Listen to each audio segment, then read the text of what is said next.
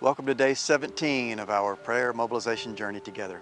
Today's scripture is from Philippians chapter 2, verse 2. It says this, "Then make my joy complete by being like-minded, having the same love, being one in spirit and of one mind."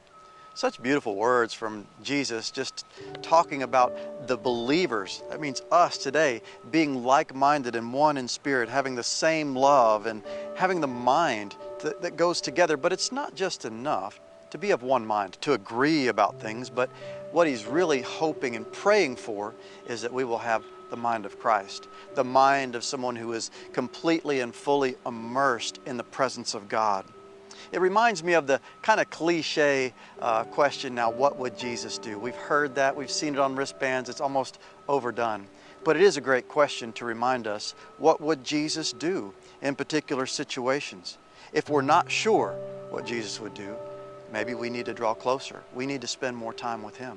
Even if we are sure, we should be willing to draw close and confirm and affirm. One of the stories in the lesson is of a church kind of praying in a selfish direction, a self-preservation direction, rather than a God-liberating direction.